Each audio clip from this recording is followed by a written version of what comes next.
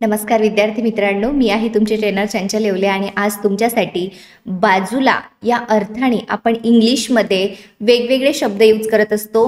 त्याला आपण प्रिपोजिशन्स असं म्हणतो, जसं बिसाइड असेल, बाय असेल, नेक्स्ट टू असेल, यासारखे शब्द आपण बाजूला असं सांगण्यासाठी यूज करतो. मात्र आपल्याला कन्फ्युजन हे असतं की मॅम कुठे कुठे आम्हाला बाय दिसतं, मग आम्ही काय समजायचं, कुठे नेक्स्ट टू दिसतं, कुठे बिसाइड दिसतं, तर यामध्ये काय डिफरन्स आहे किंवा यांचा यूज कशा प्रकारे आपण करतो ते आजच्या व्हिडिओमध्ये आपण कव्हर करणार आहे. व्हिडिओ पूर्ण बघा, कारण अगदी कमी वेळेमध्ये तुम्हाला मी सगळ्या गोष्टी क्लिअर केल्या आहेत. तर विद्यार्थी मित्रांनो, व्हिडिओ चालू करण्यापूर्वी जर तुम्ही पेड कोर्सेससाठी इंटरेस्टेड असाल तर येवले अकॅडमी ॲपची लिंक मी डिस्क्रिप्शन बॉक्समध्ये दिली आहे. तिकडे तुम्ही जा. तिकडे तुम्हाला स्पोकन इंग्लिश कोर्स मिळेल, ज्या ठिकाणी तुम्ही तो जो कोर्स जर घेतला तर तुम्हाला स्टेप बाय स्टेप डिटेल घर बसल्या शिकता येईल. आणि तुम्हाला जर कॉम्पिटिटिव्हच्या अकॉर्डिंग ग्रामर शिकायचं असेल, तुम्ही 10th ला 12th ला असाल किंवा तुमचा इंटरेस्ट असेल ग्रामर शिकण्यामध्ये, तर ग्रामर कोर्ससुद्धा अवेलेबल आहे, तो सुद्धा तुम्ही घेऊ शकता. किंवा जर तुम्हाला PDF पाहिजे असतील स्पोकनची, ग्रामरची, ते सुद्धा अवेलेबल आहे, त्या सुद्धा तुम्ही घेऊ शकता. तर चला चालू करूया आपण आजचा व्हिडिओ, ज्यामध्ये अगदी महत्त्वाचे युजेस आपण बघतोय, ते म्हणजे बाजूला या अर्थाने सांगण्यासाठी आपण कशाचा यूज करणार. तर बघा, या ठिकाणी डिफरन्स बिटवीन बिसाइड, बाय आणि नेक्स्ट टू तिघांचाही अर्थ होतो बाजूने. काय होतो? बाजूने. बघा, बिसाइड म्हणजे शेजारी किंवा जवळ, एखादी गोष्ट साईडला आहे हे सांगण्यासाठी. जसं कोणीतरी माझ्या साईडला असेल तर मी त्या व्यक्तीला पॉइंट आउट करताना किंवा सांगत असताना, त्याची पोझिशन दर्शवत असताना बिसाइडचा यूज करते. जसं मी म्हटलं, शी सॅट, ती बसली. बिसाइड म्हणजे बाजूला, him. She sat beside him during the movie. ती मूवीच्या दरम्यान त्याच्या साईडला बसली. चित्रपटाच्या दरम्यान ती त्याच्या शेजारी बसली, असा याचा अर्थ होतो. बघा, बाजूनेसाठी आपण बिसाइडचा यूज केला. आता इथेच तुम्ही असं सुद्धा म्हणू शकता, she sat by him during the movie. She sat next to him during the movie. तिन्हीही करेक्ट आहेत. ठीक आहे. नेक्स्ट आहे बघा, the lamp is beside the bed. Lamp आहे, कुठे आहे? बिसाइड म्हणजे बाजूने. बाजूने कुठे? कशाच्या? बेडच्या, दिवा पलंगाच्या शेजारी आहे किंवा बाजूने आहे. The lamp is beside, the lamp is next to the bed, the lamp is by the bed. तिन्हीही करेक्ट आहेत. ही स्टूड, तो उभा आहे.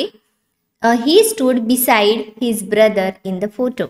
फोटोमध्ये तो त्याच्या भावाच्या शेजारी उभा आहे, असं आपण सांगतोय. इथे तुम्ही तिन्ही यूज करू शकता, मी सांगितल्याप्रमाणे, बाय किंवा नेक्स्ट टू. ओके. हा झाला आपला बिसाइड म्हणजे बाजूने. आता बाय म्हणजे, बायचे बघा वेगवेगळे युजेस आहेत, मात्र त्यामधीलच एक यूज आहे बायचा, तो म्हणजे बाजूने, कडून, जवळ किंवा बाजूला. जसं शी सॅट बाय द विंडो, ती खिडकीजवळ बसली. She sat by the window, ती खिडकीजवळ बसली. या ठिकाणी तुम्ही बिसाइड, नेक्स्ट टू घेऊ शकता, no problem. The book is written by him. आता बघा, बायचा सेकंड यूज हा आहे की पुस्तक त्यांच्याद्वारे, द्वारेसाठी सुद्धा, त्यांच्याद्वारे किंवा त्यांच्याकडून लिहिल्या गेले आहे. The book is written by हिम, पुस्तक त्यांच्याद्वारे लिहिले आहे. वी ट्रॅव्हल बाय कार, कुठल्या तरी व्हेकलने असं सांगण्यासाठी. जसं आम्ही ट्रॅव्हल केलं म्हणजे प्रवास केला, कशाने? कारने. यासाठी सुद्धा आपण बायचा यूज करतो. म्हणजे बायचे युजेस हे वेगवेगळे आहेत, त्यामधीलच एक यूज आहे तो म्हणजे बाजूलासाठी सुद्धा. ठीक आहे. म्हणून कन्फ्यूज व्हायचं नाही, कारण बरेचदा आपण बायचे वेगवेगळे यूज शिकलेलो असतो. मग त्यामध्ये काय होतं की बाय म्हणजे बाजूने हे आपण कधी गृहीतच धरू शकत नाही की असं होऊ शकतं, तिथे आपली प्रॉब्लेम होतो. ठीक आहे. चला, नेक्स्ट आहे नेक्स्ट टू. नेक्स्ट टू म्हणजे सुद्धा शेजारी किंवा बाजूला. हे parked his bike next to my car.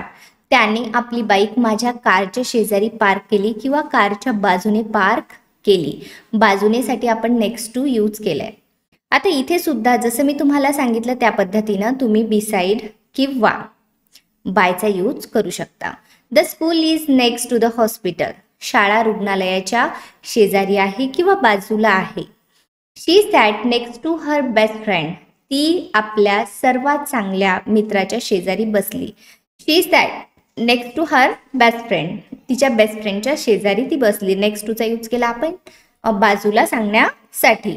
तर अशा पद्धतीनं आपल्याला तिन्हीमध्ये कन्फ्युजन कधीही राहणार नाही, अशा पद्धतीनं आपण याचा आज यूज बघितला. बायचे युजेस खूप सारे डिफरंट असतात, ते सुद्धा आपण बघितले. सो आजच्या व्हिडिओने तुमचं आय होप सर्व क्लिअर झालं असेल. जे कन्फ्युजन असेल ते नसेल झालं, काही डाऊट असल्यास मला कॉमेंट सेक्शनमध्ये कळवा की तुम्हाला व्हिडिओ कसा वाटला.